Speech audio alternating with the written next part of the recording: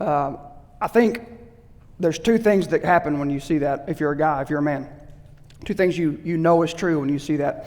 One, at some point in your life, you felt like you're supposed to be Superman. At some point, that's been your thought. What am I supposed to be, Superman? Or at some point, you've wanted to be Superman. That one is for sure. I know I've wanted to be Superman more than once. Leap a tall building in a single bound, faster than a speeding bullet. I love it. It's a natural feeling. It's a natural feeling for men. It's not what is required of us, thankfully.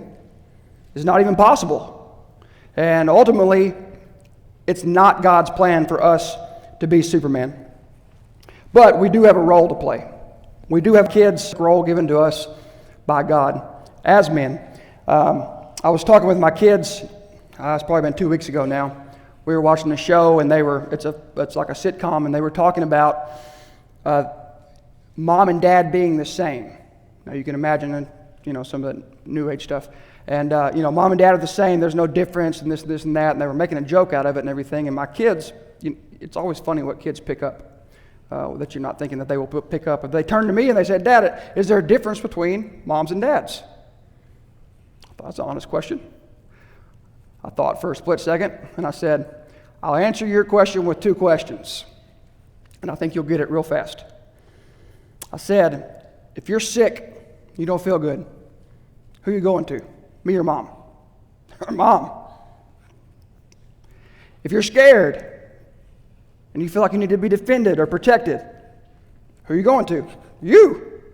I said, well, is there a difference between mom and dad? Oh, yeah, I get it.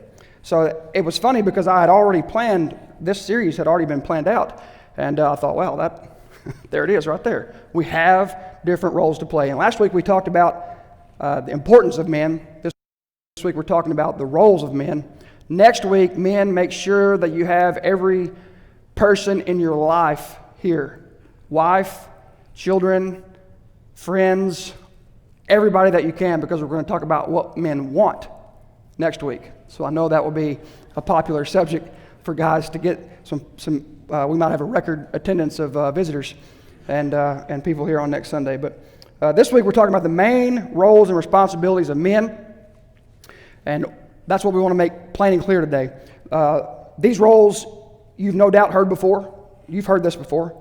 As a man, you naturally feel the inclination to carry out these roles. Nobody has to teach you to want to do this. May have to teach you how to do it well, but you naturally want to do this as a man. But I'm going to share, I think today, the missing ingredient that when overlooked turns you into a phony Superman instead of a sincere Superman of God. So we're going to be in 1 Kings this morning. If you haven't seen it on the screen, it's there. We'll be in 1 Kings.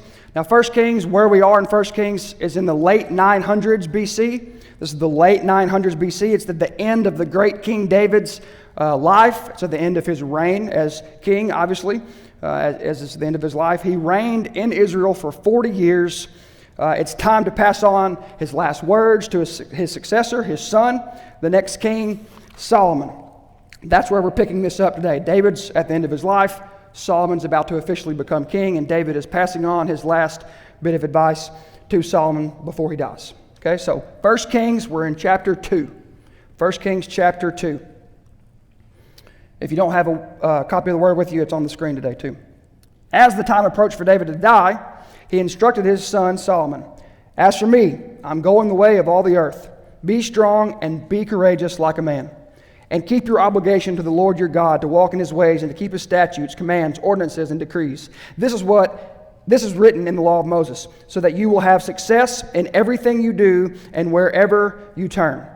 And so that the Lord will carry out his promise that he made to me. If your sons are careful to walk faithfully before me with their whole mind and heart, you will never fail to have a man on the throne of Israel. You also know that Joab, son of Zeruiah, you also know what Joab, son of Zeruiah, did to me, and what he did to the two commanders of Israel's army, Abner, son of Ner, and Amasa, son of Jether. He murdered them in a time of peace to avenge bloodshed in war. He spilled that blood on his own waistband and on the sandals of his feet. Act according to your wisdom, and do not let his gray head descend into Sheol in peace. Show loyalty to the sons of Barzillai the Gileadite, and let them be among those who eat at your table, because they supported me when I fled from your brother Absalom. Keep an eye on Shimei, son of Gera, the Benjamite from Bahurim, who is with you. He uttered malicious curses against me the day I went to Menahem. But he came down to meet me at the Jordan River, and I swore to him by the Lord, I will never kill you by the sword, kill you with the sword. So don't let him go unpunished, for you are a wise man. You know how to deal with him, to bring his gray head down to Sheol with blood.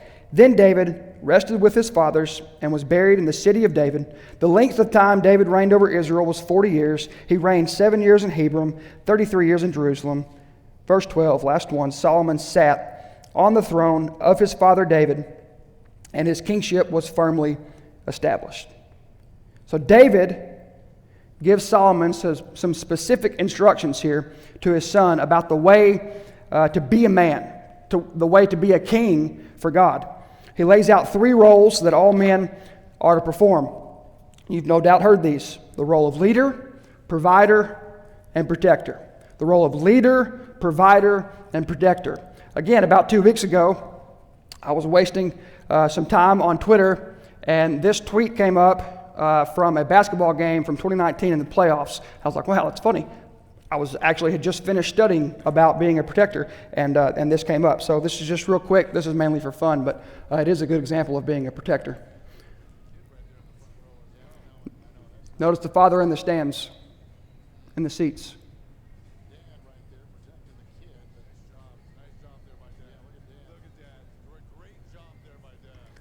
The tweet was by SportsCenter, and the headline was Dad of the Year. And I thought, man, that's being a protector right there. Not being an idiot, right? An idiot, a Superman, tries to fight those guys that are twice his size and can probably hit him from 10 feet away. He was smart. He just protected his son. He got him out of the way. So we all, as men, have the role of leader, provider, and protector. Whether you're a king or a run-of-the-mill average Joe, we have those roles. Men are to lead, provide, and protect, and we are to do it as men, God-honoring masculinity. We're supposed to do it as with God-honoring masculinity, and that's hopefully what we can get nailed down today. David says early on in those scriptures we looked at, he said, be strong and courageous like a man. Be strong and courageous like a man. Some depending on your translations, they've taken those and they've made it make more of a contemporary language, but the original language, that's what it's saying. Be strong like a man. It's a very common thing that gets talked about often. It sounds similar to what Moses said to Joshua and what Joshua says to the people of Israel, and later on what we'll be looking at later on. So put a finger in 1 Corinthians 17, and we'll get to that any minute. But have a finger in 1 Corinthians 17, and you'll see similar language when we get there. It said, but it's simple. Men are to be strong and courageous. Men are to be strong and courageous. Anybody found 1 Corinthians 17 yet? Okay, you shouldn't. I finally have human reaction, so I just wanted to say something to get you to react a little bit so I could see people's faces. It's great. It's actually chapter 16. I really did do that on purpose. That wasn't a mistake. I just wanted to see you watch. Okay, so we'll be in 1 Corinthians 16 a little bit. Men are to be strong and courageous. Okay, now, does that mean that men with muscle are manly and men that can't pick up heavy things aren't? Of course not. Of course that's not what it means. It's not what it's implied. It's not what it means. Courage is character. Courage is character, not physical ability. It's not physical ability. John Wayne said, courage is being scared to death but saddling up anyway. I said, that's it. That's what courage is. People that act in courage aren't acting because they're not scared. They're acting in spite of being scared. Courage is being scared to death but saddling up anyway. But David ties this strength and courage to something. He ties it to something. He says, and keep your obligation to the Lord your God, to walk in his ways and to keep his statutes, commands, ordinances, and decrees. Solomon's strength and courage is to be tied to obedience to God, his way, God's way. Be strong because you know God. Be courageous because of your faith. It's less of a pull yourself up by your bootstraps and be self-reliant, and more depend on God and therefore be strong and courageous. It's less be strong and courageous and more be strengthened and be encouraged, is what David is saying. He then reminds him that his actions are not just for worldly success. What he's telling him to do is not just for worldly success, it's tied to a bigger purpose. He ties it in there, and it's easy to get confused in all of that, especially if you don't have a Bible that has quotes. But he ties it into the Davidic covenant, the promise from God that there would always be a son of David on the throne of Israel if David and then his sons carried out their end, if they obeyed God. So Solomon, your obedience is tied to God's promises for my sons to always be on the throne of Israel. He puts an even thicker layer of obedience on there, not just to be strong and courageous, but to do it so that what God promised me actually happens is on you now, Solomon. So Solomon has lived his life thus far as son of the king, a fairly privileged life. Needless to say, he hasn't spent any time in the rock quarries, digging out the stones. He hasn't slayed lions and bears as a lowly shepherd like his dad did. He hasn't taken down a giant and saved Israel like his dad did. He is not a warrior like his dad. He's never even really had to struggle to survive like his dad. But now he's supposed to be king. Now he's going to be king. If Solomon was preparing to just sit back and relax and enjoy the spoils of the kingdom and of being king, David squashes that idea for him very quickly. David leads Solomon. He shows him the way. He shows him his way.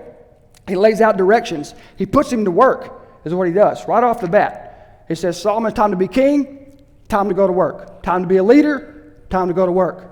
He gives him some tasks to do right off the bat. So leadership is not about a title, it's about a task. If you are in a position of leadership, you have a task to do. It's not about having a title and receiving things. It's about having something to do, a responsibility. 1 Timothy 3 says, whoever aspires to be an overseer, the title, desires a noble task. See, aspiring to be an overseer doesn't give you a noble title. It gives you a noble labor, a work, a task to do. Leadership is work. Leadership is action. Leadership is not authority or being in charge. Jesus, when responding to the disciples, when they were wanting to know who could be the greatest, we want to be the greatest. Jesus, can we be the greatest? We want to be on your right hand, and we want on your left hand. We want to do what we have to do. We want to be the greatest, right? Greatest. They want to be the leader and the title and all that stuff. That's what they were asking. Jesus in Mark 10:45 says, for even the Son of Man, him, Jesus, did not come to be served, but to serve and to give his life as a ransom for many. It's not about authority. If it is about authority, if it's about what's in it for you, it's not leadership. Not according to God's way. Leadership is about being a servant. Leadership is about responsibility, having a responsibility. Interestingly enough, I heard this on a podcast a couple of weeks ago, talking about men and women, and it said, what do you think the number one thing is that women look for in men? And they asked women all across different ages. And of course, guys gave dumb answers. But the answer actually was responsibility.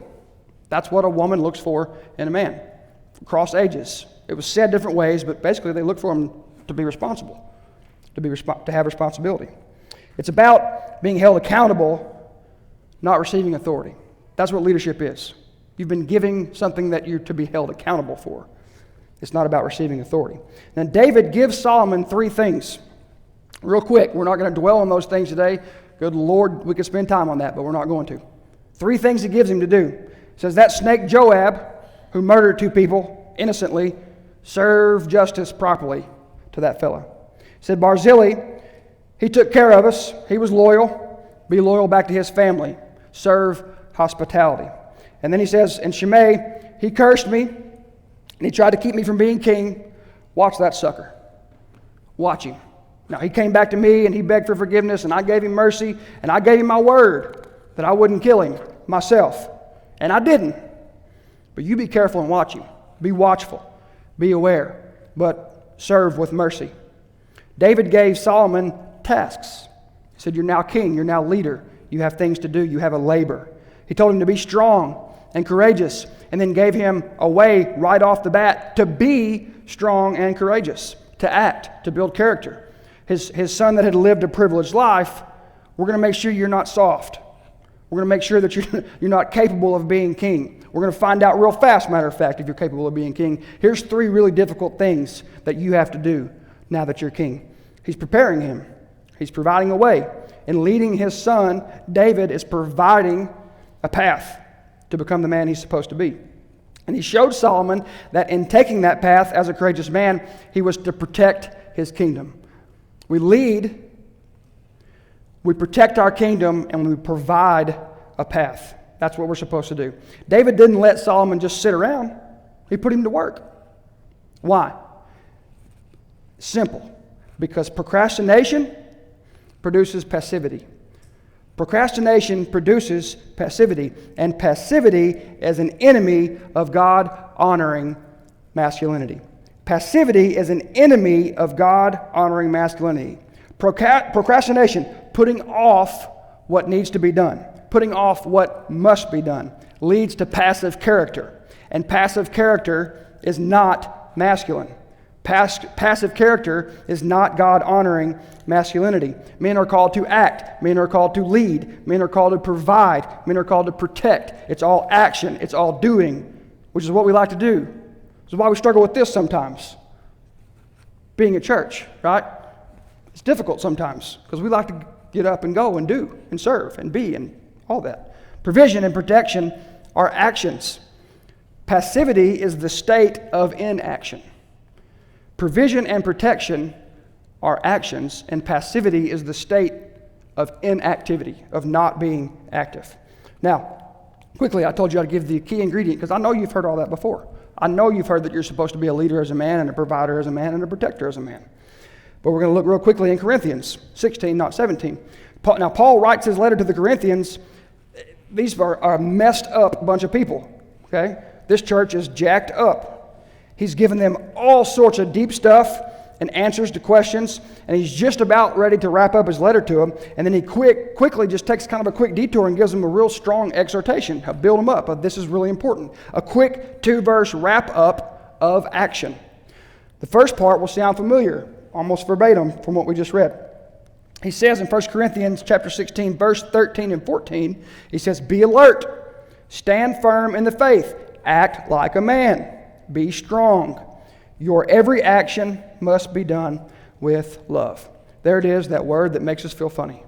Your every action must be done with love. Every action. Your leadership, your provision, your protection, done with love. Done with love. Done with love. Leadership without love becomes dominant authority. Provision without love becomes self-seeking, self-serving arrogance. Protection without love becomes destruction. Men aren't called to be dictators. We're called to lead. We aren't called to be destructive conquerors. You are called to protect your kingdom. Men aren't called to be worshipped as provider of all things that are desired. You're called to provide a path. Provide a path so those you lead are led to God, to grace, to salvation, to holiness, to redemption, to eternal life. And here's where it gets hard, men. Here's where it gets hard. Here's where being strong and courageous gets real quick. Here's where being strong and courageous gets real quick. See, I'm sorry, my throat is so dry. I haven't sang and preached on the same day in so long. It's like, I feel like I'm about to die. I've got this crazy cotton mouth. It's not nerves, I promise. It's just a lack of practice. See, we're quick to run. This is where it gets hard. You ready? We're quick to run into a burning building to save someone. We're quick to do that. We like that kind of stuff, actually. The adventure, the danger, all that stuff. But we're often passive in running into a hard conversation to save a relationship that's burning down. We're quick to provide a house, but we're passive in providing a path to a peaceful home. We're quick to protect our egos, but we're passive in protecting the sanctity of relationships. We're quick to provide for a physical need, but passive in providing a conversation that leads to the gospel being shared. And we know that passivity is an enemy of God-honoring masculinity. We must be quick to lead, by serving the needs around us. We must be quick to provide a path that leads to what matters most. And we must protect our kingdoms from evil and bring order to chaos. Now let's get really practical just for a few minutes. Almost done. Let's get really practical. Who's ever had the where are we going to eat conversation? Okay. Now, guys do this because we don't want to argue, because we don't really care. That's why we say we don't care where we go eat, because we honestly don't care. So we usually say something like, hey honey, where do you want to go eat? Because I don't care. And we mean that. But you know how that goes. She may say, well, I don't care either. So then you pick somewhere and she doesn't like it. Well, then you do care. Then you do care, or you would have said okay to wherever I said. So that is a very silly but simple example of being passive. That's a lack of leadership on our part, guys. I'll give you a simple way to do it differently. Okay? Now, the first time you do this, she's going to be like, you're just doing that because he said to do that. But eventually, it will actually work without it getting thrown in your face. Instead of just saying, hey, I don't care where we go eat, where do you want to eat, honey? You could just say, hey, this place and that place both sound great to me. Which one of those would you like to go to, honey? And I promise you that conversation will go differently. I've actually done it. I've experimented. Sorry, honey. I've experimented on you. It actually does work. Honey, this place and that place sounds good to me. Which one sounds best to you? Now, we can have a secret class that I can't say from here because we can't share all the secrets in person, but I can give you another way to make that go even better, but that's got to be a personal conversation. Thank you, Miss Betty. Whew. Now, real practical, real quick. So there's one example. Another way. Provide challenges and obstacles for your kids to set them on a path to growth. Just like David did to Solomon. He didn't say, hey, you're a son, you're a king now. Good luck. Hey, you're a son now. Hey, you're a king now. I'm proud of you. Hope it works out. He gave him things to do to push him, to get him out of his comfort zone, to make it hard, to make him grow. I know some of you will think these are silly examples, but I promise you there's truth in it. You can take it, adapt it to your personality, and you can make it work. Provide challenges and obstacles for your kids to set them on a path of growth. Like, set up a chart in the house with everyone's name on it. And every day you do your chores, you get an X by your name. They do have chores, don't they? I hope. Every day you do your exercises, you get an X by your name. You get 10 or 15 X's and you take them out for a treat. Every day that you read your devotion, you get an X by your name. Every time you are respectful or compliment your mom, you get an X by your name.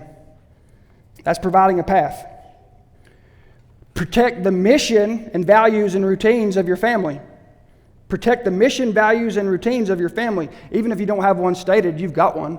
You have a mission as a family. You have values as a family. You have routines as a family, even if you've never even stopped to take the time to think about it, which I would advise you to do. So protect the mission, values, and routines of your family. Make time to eat together on a regular basis and protect that time.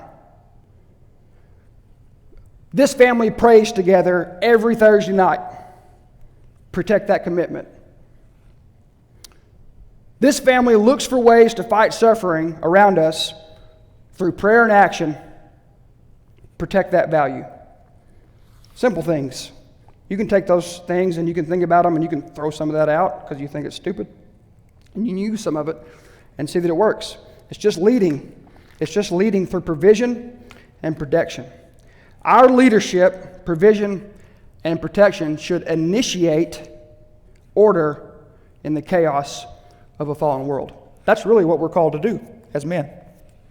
We'll get to that later on in this series, but we're called to provide dominion. Dominion doesn't mean dominate. Dominion means bring order to. We're called to bring order to the chaos of a fallen world through our leadership, through our provision, and through our protection.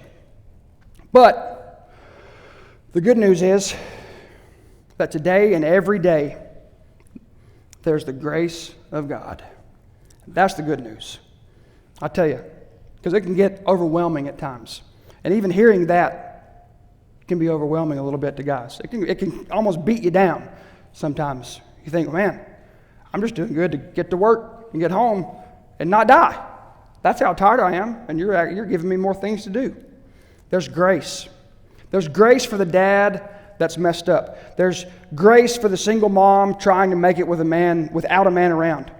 There's grace for the man that's provided for physical needs with abundance, but forgot to provide love and forgot to provide a spiritual path of guidance while he was providing those physical needs. There's grace in that. Because most of you know this. You know how the story of Solomon goes. David told him what to do. He told him why he was supposed to obey. And what happened? You go back, he says, remember the law of Moses. Not only is there the 10 Commandments and the other 600 laws-ish in the law of Moses, there's also specific instructions given just for kings. 3 of those instructions are, don't have a lot of horses, don't have a lot of gold and silver, and don't have a lot of wives. Now, Solomon is still, to this day, the richest man that has ever lived. To this day. A lot of the way your wealth was measured back then was through livestock. He had a whole bunch of horses. And I don't know if the last time you thought about Solomon or looked at Solomon, but Solomon had a bunch of wives. 700 wives and 300 concubines. So he didn't listen.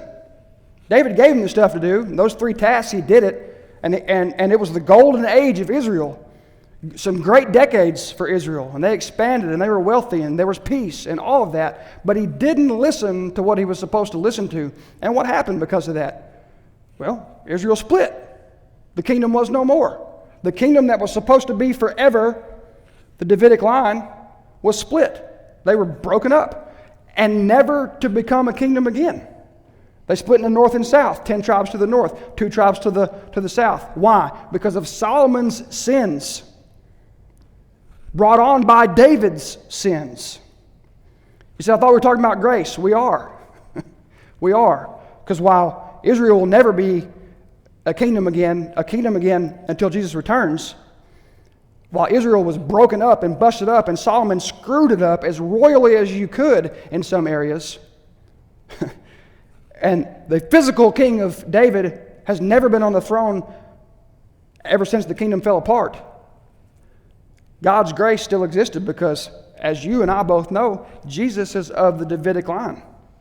That's why that truth is so powerful. David blew it. Solomon blew it worse.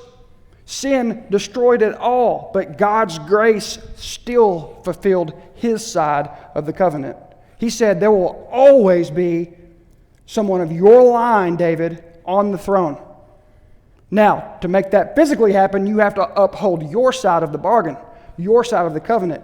But God held up his end, even though David and Solomon blew it. There is grace.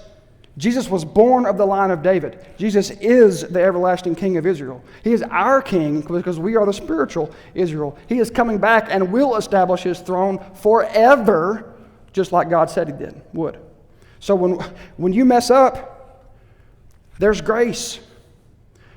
When you've blown your marriage, there's grace. When you've never even considered the spiritual responsibility you have in your home. You've done a great job of providing a house. You've done a great job of providing food and clothes, but you've never thought about praying with your kids, much less asking them how their spiritual life is going. You've never bought them a devotion. You've never done any of that. It's never even crossed your mind. There's grace. There's grace. Thankfully, there's grace. But grace is not an excuse for us not to be who we're supposed to be. Doing it the wrong way leads to terrible consequences. Doing it against God's plan leads to terrible consequences. A lot of pain and suffering happened in Israel because of Solomon's sins. Yes, God held up his end. And yes, if you're a child of God now and you've placed your faith in Jesus, then one day it's going to be made perfectly. Death will not have sting anymore. Things will be great one day. But until then, it's contingent upon how we do our job. and the grace of God. So we have a role to play, a very important role to play. We are to lead, we are to provide, and we are to protect.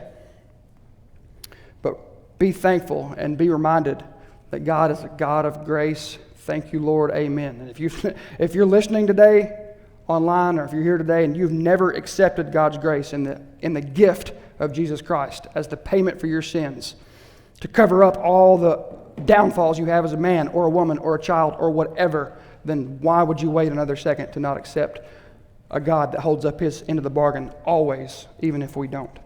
It would definitely be worth it for you. So, passivity is the enemy of God-honoring masculinity. Be active, lead, protect, and provide. And thank God for his grace for the many times that you and I blow that on a daily basis.